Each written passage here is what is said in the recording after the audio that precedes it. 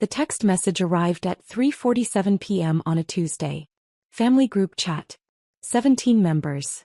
My mother's announcement. Family dinner this Saturday at 6 p.m. Everyone please come. We have exciting news about Jessica's promotion. Jessica. My older sister. The golden child. The one who did everything right. I stared at my phone in the back of an Uber heading to a board meeting. My assistant had scheduled it weeks ago. Couldn't miss it. I typed back, can't make it. Work commitment. The responses came immediately. Jessica, of course you can't. What could possibly be more important than family? Mom, Sarah, this is Jessica's big moment. Surely your little job can wait. My brother Derek, I'm rearranging my entire schedule. You can't do the same. Dad, very disappointed in you, Sarah. I put my phone in my bag. I'd learned years ago that explaining was pointless. They'd made up their minds about me a long time ago. The Saturday dinner happened without me. I spent that evening reviewing Q3 projections with my CFO. LifeBridge Systems was about to close our Series D funding round. $340 million. Valuation climbing to $1.8 billion. We were 3 months from launching our breakthrough cardiac monitoring system that would revolutionize post-surgical care. But my family didn't know any of that. To them, I worked in healthcare tech. Whatever that meant. It started when I was 23. Fresh out of MIT with degrees in biomedical engineering and computer science. I'd been recruited by 6 companies. Offers ranging from $180,000 to $240,000. Instead, I chose a small medical device startup in San Francisco. Salary, $75,000. Equity, 2%. My family was horrified. You're throwing away your education, Dad said at Sunday dinner. He was a regional sales manager for a pharmaceutical company. Made $140,000 a year. Thought, respectable. Safe. MIT graduates don't work at startups, Mom added. She taught high school chemistry. Between them they made about $210,000. They owned their home. Had retirement accounts. Did everything by the book. Jessica had graduated from Penn State 2 years earlier with a business degree. She'd landed a job as an associate product manager at a mid-sized medical supply distributor.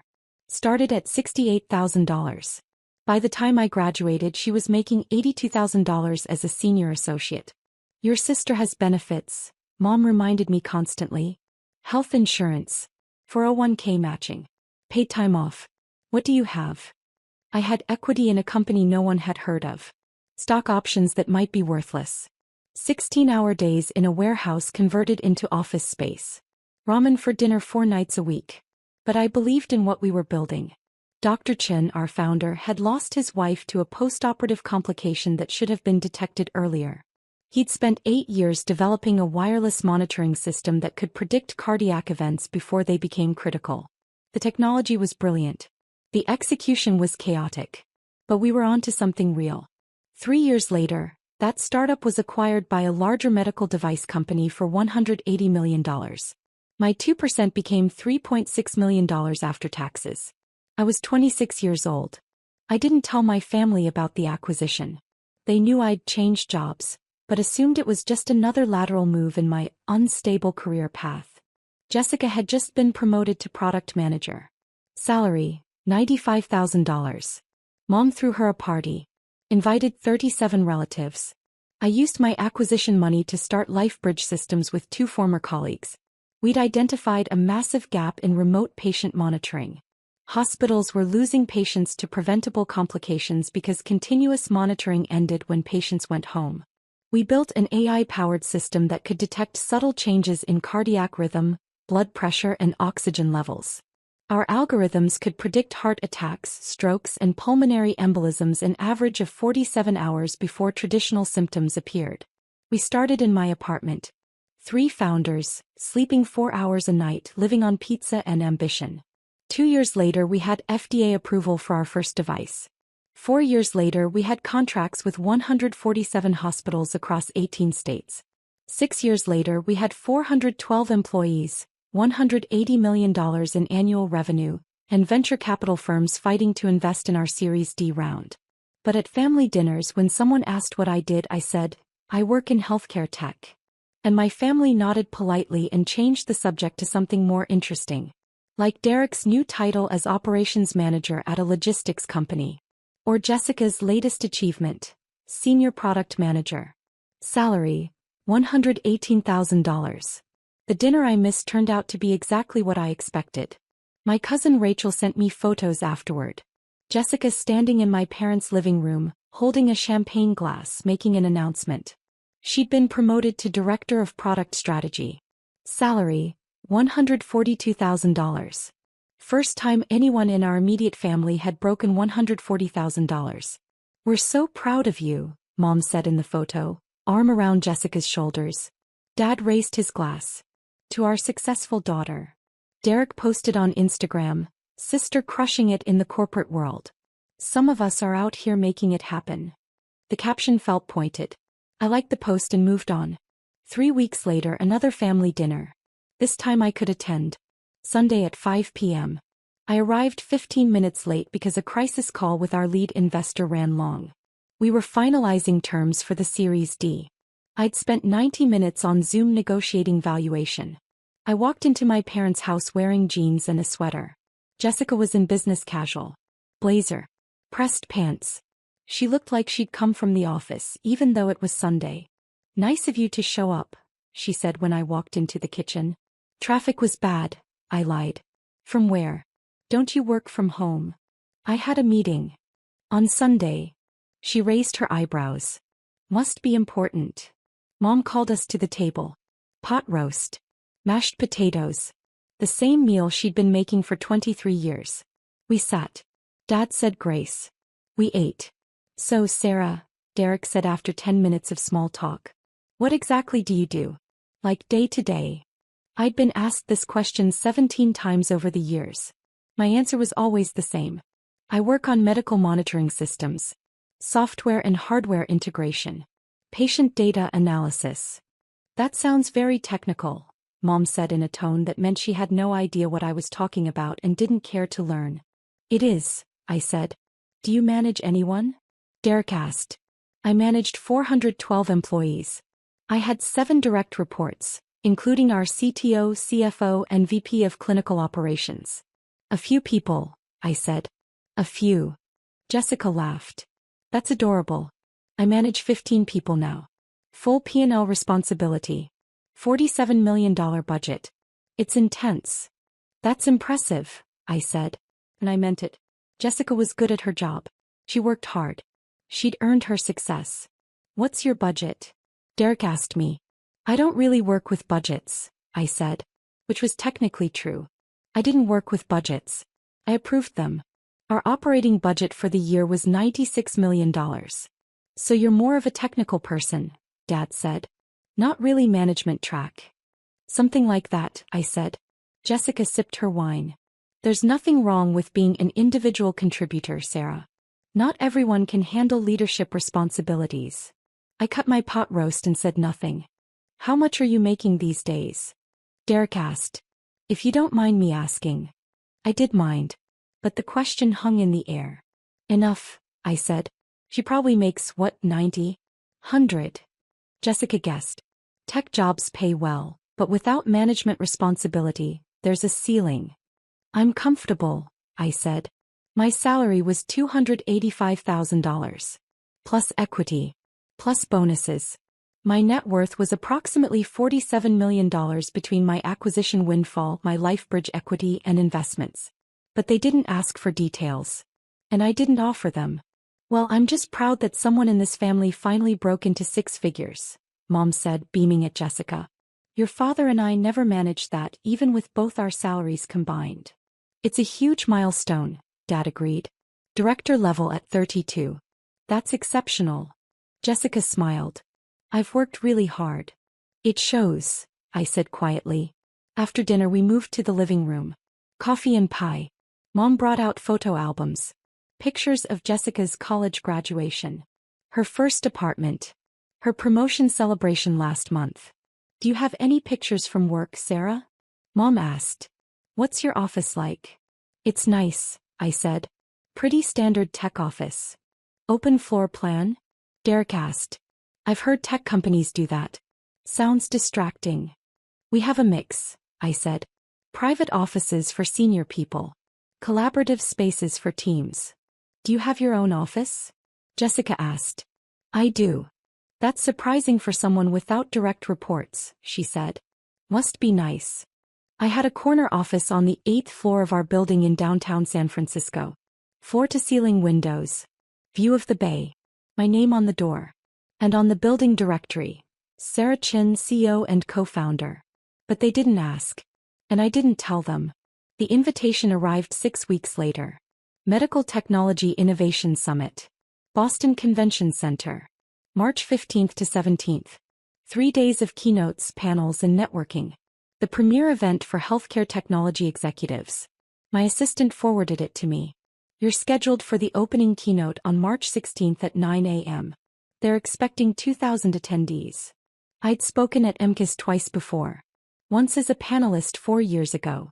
Once as a keynote 3 years ago. This year they wanted me to deliver the opening address for the entire conference. The theme, Revolutionizing Patient Care Through Predictive Technology. My speech was already written. 45 minutes on how LifeBridge systems had reduced postoperative mortality rates by 34% in hospitals using our monitoring systems. How our AI had saved 2,847 lives in the past 18 months. How we were expanding into home care, rehabilitation facilities and nursing homes. I confirmed my attendance. 2 weeks before the conference, another family group chat message. Jessica, guess what? My company is sending me to MTIS in Boston. All expenses paid. This is huge for my career. Mom, that's wonderful. What's MTIS? Jessica, Medical Technology Innovation Summit. Only the most important healthcare tech conference in the country. Major executives, industry leaders, product launches. I'm going as part of our business development team to explore new vendor partnerships. Derek, fancy. Will you meet anyone famous? Jessica, probably. Last year the keynote speaker was from Medtronic. This year I heard it's someone from a billion-dollar startup. These people are on another level. My phone buzzed in my hand. I stared at the messages. Jessica was going to MTIS. She'd be in the audience. For my keynote. I could have told her right then. Could have said, that's my conference. I'm speaking there. Instead I typed, have fun. Sounds like a great opportunity. Jessica, thanks. At least someone in this family is happy for me. Sarah didn't even respond. I looked at my previous message. Sent 3 seconds earlier. I put my phone down and went back to work. March 16th arrived cold and gray. I flew into Boston the night before. Stayed at the conference hotel. The Westin waterfront. My room was on the 18th floor. Harbor View. The conference organizers had sent a gift basket. Chocolate. Wine. A handwritten note. Thank you for inspiring our industry. I ordered room service and reviewed my presentation one last time. 2,000 people. Including my sister. I thought about texting her. Meeting for coffee. Explaining before she found out in front of everyone. But something stopped me. Maybe it was the years of healthcare tech isn't real comments.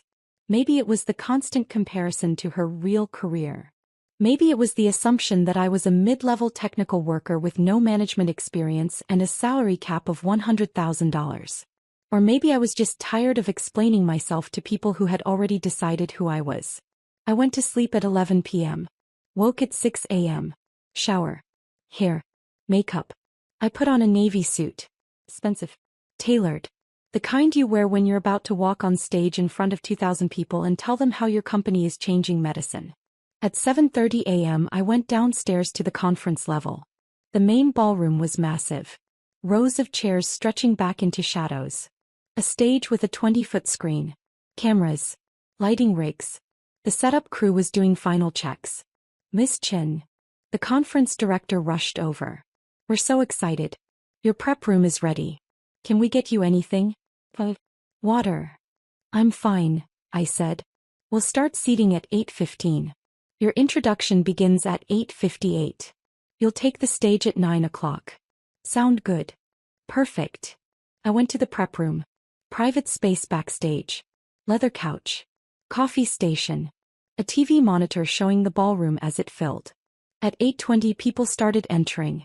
Hundreds of them. Conference badges hanging from lanyards. Suits and business casual. They took their seats. Chatted. Checked their phones. At 8:35 I saw her. Row 7. Seat 12. Jessica.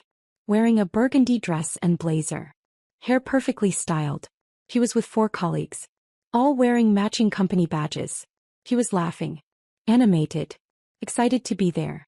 She had no idea. My assistant knocked on the door. 5 minutes, Ms. Chin. I stood. Smoothed my suit. Checked my reflection one last time. The conference director appeared. Ready. Ready. He walked me to the side stage entrance. The lights were dimming in the ballroom. The screen behind the stage showed the MTS logo. A voice came through the speakers. Good morning and welcome to the Medical Technology Innovation Summit. We have an incredible program lined up for you over the next 3 days. To open our conference, we're honored to welcome a leader who has fundamentally transformed how hospitals monitor and protect their patients. I watched the screen from backstage. My photo appeared. Professional headshot. Below it, Sarah Chin, CEO and co-founder LifeBridge Systems. After earning dual degrees from MIT in biomedical engineering and computer science, Sarah Chin co-founded LifeBridge Systems 7 years ago with a revolutionary vision. What if we could predict medical emergencies before they happened? I saw Jessica in row 7. She was looking at the screen. Then at her program. Then back at the screen. Today, LifeBridge Systems' predictive monitoring technology is used in 147 hospitals across 18 states. Their AI-powered systems have saved an estimated 2,847 lives by detecting cardiac events, strokes and pulmonary complications an average of 47 hours before traditional symptoms appear. Jessica's mouth was open. She turned to the colleague next to her. Pointed at the screen. Pointed at her program. Last month, LifeBridge Systems closed their Series D funding round with a valuation of $1.8 billion. Under Sarah's leadership, the company has grown to over 400 employees and $180 million in annual revenue. She's been named to Forbes 30 Under 30 Fortune's Most Innovative Leaders and the Healthcare Technology Excellence Award. The colleague Jessica was talking to pulled out their phone. Started typing. Probably Googling my name. Please join me in welcoming to the stage Sarah Chin, CEO of LifeBridge Systems. The applause started. I walked out. The lights were bright. The audience was a mass of faces. The camera flashes made it hard to see individual people. But I could see row 7. Jessica was standing. Everyone was standing. 2,000 people on their feet. Applauding. Jessica's face was white. Absolutely colorless. Her mouth was still open. Her hands were frozen mid-clap. I reached the podium. The applause continued. 30 seconds. 45 seconds. I smiled. Nodded. Raised my hand in a small wave. Finally the room settled. People sat. I looked at row 7. Jessica sat slowly. Mechanically. Like someone had pushed her down. I began my speech. 7 years ago my co-founders and I were sitting in my apartment in San Francisco, eating our 4th pizza of the week, talking about a problem that kept us up at night. I spoke for 43 minutes. I told them about Dr. Chin losing his wife. About the preventable complications that kill 7,000 Americans every year. About the wireless sensors we developed that could detect microchanges in heart rhythm. About the machine learning algorithms that could analyze 10,000 data points per second and identify patterns invisible to human doctors. I showed them data. Graphs. Statistics. Hospitals using LifeBridge Systems saw postoperative mortality drop by 34%. Readmission rates fell by 28%. Patient satisfaction scores increased by 41%. I told them about Maria Rodriguez, a 67-year-old grandmother in Phoenix who'd had routine gallbladder surgery. Our system detected an irregular heartbeat 41 hours before she would have had a massive stroke. The hospital intervened. She went home 3 days later and got to meet her first great-grandchild. I told them about James Patterson, a 54-year-old high school teacher in Michigan who'd had knee replacement surgery. Our system caught a developing pulmonary embolism 38 hours early. Treatment was simple. The alternative would have been fatal. 2,847 stories like that. 2,847 lives. The audience was silent. Listening. I wrapped up my speech with our vision for the future. Expanding into home care, rehabilitation facilities, nursing homes.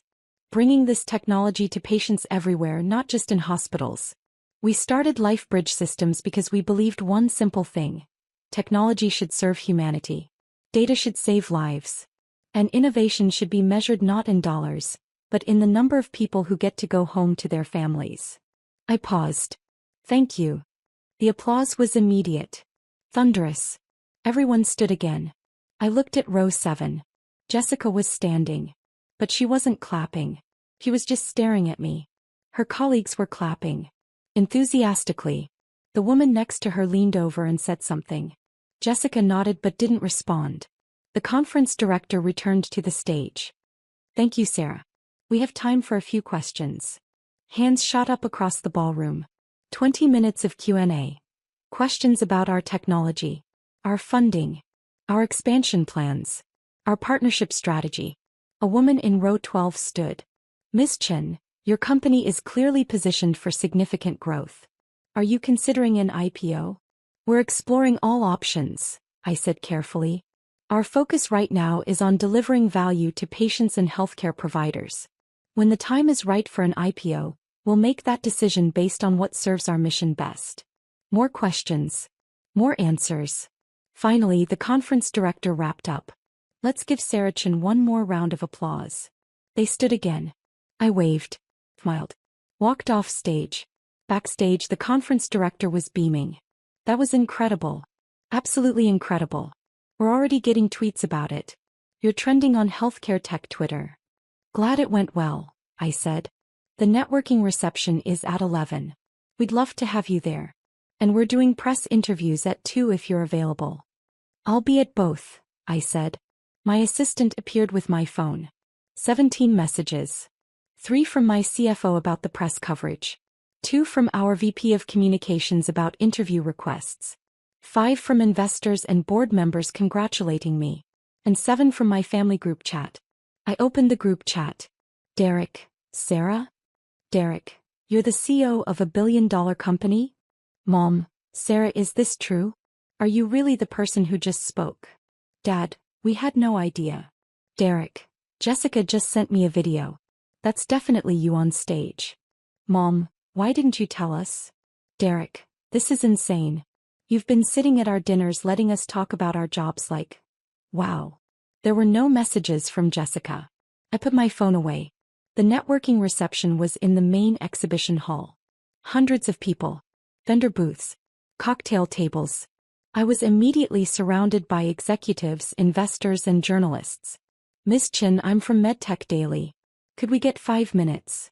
Sarah, we'd love to discuss a potential partnership with our hospital network. I've been following LifeBridge for 2 years.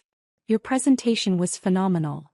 I worked the room, smiled, shook hands, exchanged business cards, had the same conversation 40 times. At 11:47 I saw Jessica. She was standing near the LifeBridge Systems booth. Our marketing team had set up a display. Photos of our technology. Monitors showing our interface. Testimonials from hospital administrators. She was reading one of the testimonials. I walked over. Hi, Jessica. She turned. Her face was still pale. Sarah. Her voice was flat. So, this is what you do? Yes. You're the CEO of a billion-dollar company. $1.8 billion, I said. At last valuation. She blinked. And you never mentioned this. Not once. Not at any family dinner. Not when Mom asked about your job. Not when Derek asked about your budget. I did mention it, I said calmly. I told you I work in healthcare tech. You said you work in healthcare tech. Not that you run a healthcare tech company. Not that you're. She gestured at the booth. At the conference. At everything. This. You never asked, I said. Her face flushed. I never asked. Sarah, we talked about careers constantly. You sat there at dinners while we discussed our jobs. While I talked about managing 15 people and my $142,000 salary and my. She stopped. You let us think you were some mid-level technical worker. I never said that. You never corrected us. People were starting to look. I lowered my voice. Jessica, every time I tried to talk about my work, you changed the subject. Every time someone asked what I did, you answered for me. Healthcare tech, in that dismissive tone. Like it wasn't a real job. Because I didn't know. Her voice broke. If you'd just told us. Would you have believed me? I asked quietly. If I'd said, I'm the CEO of a company worth $1.8 billion, would you have believed me? Or would you have thought I was exaggerating? Delusional? Trying to one-up your director promotion? She opened her mouth. Closed it. I didn't tell you, I said, because I didn't need you to know. My work speaks for itself. My company succeeds or fails based on what we build, not on whether my family understands what I do. That's not fair, she whispered. We're your family. You're right, I said. You are. And I love you. But you spent 7 years assuming the worst about my career without ever asking for details. You spent 7 years comparing your achievements to what you thought were my failures. And you never once considered that maybe I was doing okay. Her eyes were wet. I didn't mean. I know you didn't, I said gently. But it happened anyway. A man in a suit approached us. Miss Chin, I'm from Johnson & Johnson. We'd love to discuss a potential acquisition conversation. Of course, I said. I turned back to Jessica. I have to go. We can talk later if you want. She nodded. Said nothing. I walked away to discuss a potential $3 billion acquisition offer. The rest of the conference was a blur. Panels. Meetings. Interviews. Networking. I shook 200 hands. Had 150 conversations. Signed 12 NDAs for potential partnerships. Jessica and her colleagues attended several sessions. I saw them in the audience for a panel I moderated on Friday afternoon. She didn't approach me. Friday evening I flew home to San Francisco. My phone buzzed during the flight. Family group chat. Mom, Sarah, we'd like to talk. Can you come to dinner on Sunday? I stared at the message for a long time. Finally I typed, I can do Sunday at 5. Sunday dinner was uncomfortable. I arrived exactly on time. Everyone was already there. Jessica, Derek, Dad. We sat at the table. No pot roast this time. Mom had ordered Italian from the place we used to go for special occasions. So, Dad started. We've all been talking. And we owe you an apology. I said nothing. Mom continued. We had no idea what you'd accomplished. If we'd known. You would have treated me differently? I asked. Silence. That's the problem, I said quietly. My accomplishments shouldn't determine whether you respect me. Whether you take my career seriously. Whether you include me in family celebrations. We always included you, Derek protested. You uninvited me from Jessica's promotion dinner, I said. Well, you didn't technically uninvite me. You just scheduled it for a night you knew I couldn't make and then talked about how disappointed you were that I didn't prioritize family. Derek looked away. We didn't understand, Mom said. You were always so vague about work. I was exactly as detailed as you let me be, I said. Every time I mentioned a project, you changed the subject. Every time I tried to explain what we were building, you talked over me about Jessica's latest achievement. I learned to stay quiet because it was easier than fighting for airtime in conversations where no one was listening. Jessica was crying silently. I'm not saying this to hurt you, I continued. I'm saying it because it's true. You decided I was the unsuccessful one. The one who made bad career choices. The one who needed advice about stability and benefits and 401 Burmese chots. And you never questioned that narrative. We were wrong, Dad said. His voice was thick. We were completely wrong. And we're sorry. I took a breath. I appreciate that. Can we start over? Mom asked. Can you tell us about your company? Really tell us. So I did. I told them about the apartment startup days. The acquisition. The founding of LifeBridge. The FDA approval process. The first hospital contract. The growth. The challenges. The victories. I told them about the Series D round. The valuation. The expansion plans. I told them about the patients. The lives saved. The families who still sent me thank you cards. They listened. Actually listened. When I finished, Derek said quietly, I'm sorry I made that comment about managing 15 people. I'm sorry I bragged about my salary, Jessica whispered. When you were making, what are you making? More than I need, I said simply. Are you a millionaire? Dad asked. Yes. How much of a millionaire? I hesitated. Do the specifics matter? I guess not, he admitted. We ate in silence for a few minutes. Finally, Jessica spoke. My colleagues at the conference wouldn't stop talking about you. About your speech. About LifeBridge. My boss asked me 3 times if I could introduce him to you. I had to admit I didn't even know what your company did. You can introduce him, I said. If you want. Really? Of course. You're my sister. She started crying again. I was so awful to you. You weren't awful, I said. You just didn't know. I should have known. I should have asked. Yeah, I said gently. You should have. 3 months later, Jessica called me. Sarah? Do you have a minute? Sure. What's up? I'm thinking about leaving my job. I sat up straighter. Really? Why? Because I realized something at that conference. I've been so focused on climbing the ladder at one company that I haven't thought about whether it's the right ladder. Whether it's leading somewhere I actually want to go. Where do you want to go? I don't know yet, she admitted. But I want to figure it out. And I want to do it without comparing myself to you or Derek or anyone else. I want to build something that matters to me. That's really brave, I said. I learned from the best. She paused. Will you help me? Not with money or connections or anything like that. Just advice? Perspective. Of course, I said. Anytime. We talked for an hour. About her skills. Her interests. Her dreams. Things we'd never discussed before because we'd been too busy comparing instead of connecting. When we hung up, I realized something. The standing ovation at MTIS had been satisfying. The validation. The recognition. Watching my sister realize who I was. But this conversation mattered more. Not because she finally respected my success. But because we were finally talking to each other as people, not as competitors. 6 months after MTIS, LifeBridge Systems announced our Series E round. $500 million. Valuation $3.2 billion. The press release went out on a Tuesday morning. Within an hour my phone buzzed. Family group chat. Mom, we saw the news. Congratulations. Dad, so proud of you, honey. Derek, holiest asterisk T Sarah. $3.2 billion. And then Jessica, not surprised at all. You're amazing. Red heart. I smiled and replied, thanks everyone. Excited for what's next. Because that was the thing about success. It wasn't about the validation. It wasn't about proving people wrong. It wasn't about standing ovations or press releases or valuations. It was about building something that mattered. Saving lives. Creating jobs. Pushing technology forward.